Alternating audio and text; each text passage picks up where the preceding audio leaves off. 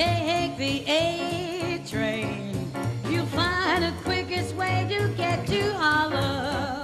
Avec deux inédits ce matin. D'abord, un film signé de Romain Goupil, pour ceux qui se souviennent du cinéma français des années 60. Romain Goupil, cinéaste engagé, qui s'amusait à jeter des pavés en 68. Mais il n'était pas le seul. Il était engagé tout court. Et puis il faisait des depuis films très assez tôt. intéressants. Puis alors, je ne sais pas ce qu'il a fait depuis, mais il ne tournait pas beaucoup. Hein. Il continue à militer, évidemment. Il tourne très peu. On peut peut-être dire que son film le plus célèbre, après tout, c'est son premier film, qui avait été nommé à l'Oscar, Mourir à 30 ans, qui avait reçu le César de la première œuvre, qui avait reçu une caméra d'or à Cannes et qui racontait précisément mai 68 et puis ses actions de militants d'extrême gauche. Donc on sait qu'on n'est pas dans un film commercial, on n'est pas dans un film majoritaire. Quoique. On est...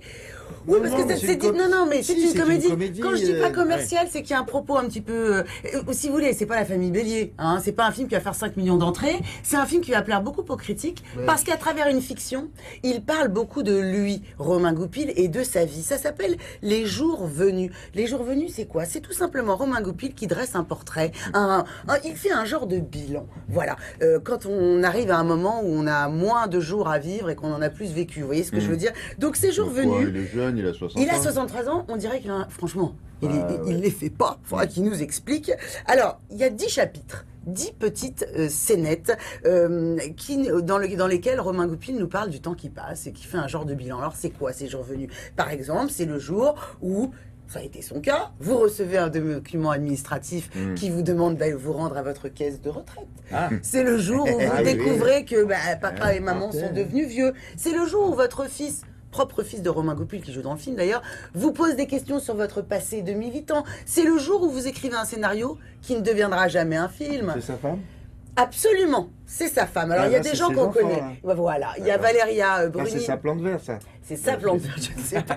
Il y a Valéria Bruni Tedeschi dans le film qui joue sa banquière, qui tente de financer ses films, mais voilà. Parce qu'il est cinéaste dans le film. Et voilà, et il a le rôle principal dans le film. Et je vous dis, c'est sa vie en fait. Non, mais c'est drôle, parce que les situations sont drôles. C'est même assez cocasse. Il y a aussi Marina Hans qui joue... Qui est-elle? Une jeune femme militante aux côtés de Romain Goupil qui, elle, n'aime que les hommes mariés et mûrs. Enfin, elle dit « je n'aime que les vieux mariés ». Est-ce que ça... Il dit « c'est moi » ou il dit pas « c'est moi » ?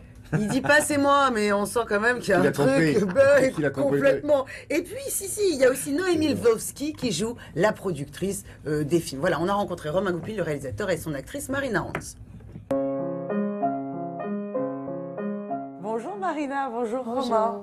Il faut absolument pas me tutoyer pendant l'interview. Concrètement, vous organisez comment l'occupation du lycée? Ouais, vous lanciez des cocktails Molotov. Ouais, c'était violent ou pas? J'aimerais bien voir.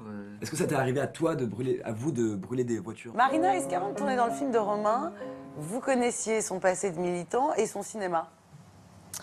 Alors, son passé de militant, oui. Mais en fait, c'est lui qui m'a tout raconté. C'était génial de l'entendre parler de son engagement. En fait, surtout, j'avais l'impression qu'il ne se rendait pas du tout compte qu'il avait quand même un peu vieilli et qu'on n'était plus à cette époque-là. Pôle emploi à votre service. Vous allez avoir prochainement 60 ans, ou peut-être les avez-vous déjà. Ils m'emmerdent avec leur basis démocratique. Et je démissionne, alors vas-y toi. Pour moi, c'est ingérable. Chose qu'elle m'a bien fait sentir en disant que j'avais plus 20 ans et que tatati tatata. Et l'idée du film vient de là. L'idée de son rôle. Il a été écrit pour Marina sur la base de nos discussions, le fait qu'on se connaisse, en disant si tu es d'accord, je t'écris le rôle d'une histoire d'une jeune femme très jolie qui aime les vieux. Oh, les vieux, vous y allez fort. Et les hommes mariés d'âge mûr, c'est pas vieux. Ouais. Ah non, mais elle pleure. Elle pleure parce qu'elle aime les vieux et c'est un drame dans sa vie. J'aime les vieux, voilà. C'est bien ça. Les vieux mariés. C'est parfait. C'était pas forcément toi qui devais jouer au départ et je trouvais départ, ça dommage. J'ai menti. Vous avez dit c'est DiCaprio qui Je a le trouvais ça, rôle. ouais. Et moi je voulais pas DiCaprio. Ouais, non, c'est vrai. Je trouvais ça ennuyeux. Ouais. Et en fait quand il m'a dit c'est moi maintenant qui vais le faire, je me suis dit ah bah voilà, j'y vais. Tourner un film, c'est déclencher une catastrophe. C'est provoquer quelque chose d'extraordinaire. Ce que j'ai adoré dans le film, c'est des moments de très grande profondeur, des choses très denses sur l'existence, enfin, qu'est-ce qu'on fait de son passé quand on approche de l'âge de la retraite, etc. à quoi ça rime en fait, tous ces engagements, toutes ces colères et tout. Et puis des moments de comédie pure. Tu n'avais pas besoin de cette grue, je te l'ai dit, tout le monde te l'a dit, tu l'as voulu, tu l'as eu, et t'es pas foutu de faire cette scène en plan séquence avec ta putain de grue à 3000. Romain, en sortant de la salle, qu'est-ce que vous aimeriez que les gens se disent ni nostalgie, ni film triste et tout, nom de Dieu. On nous bassine en disant c'était mieux avant, mais c'était terrifiant. Les femmes n'avaient pas le droit de voter, il y avait la torture en Algérie, mais c'était quoi, la grippe espagnole, la guerre mondiale, c'est ça qu'ils appellent mieux avant. C'est mieux maintenant, faut en profiter et ça passe super vite. Quand j'avais votre âge, un mec de 40 ans, c'était un vieillard. Quand t'étais jeune, tu prenais de se révolter, et maintenant que t'es vieux, tu dis qu'il faut accepter.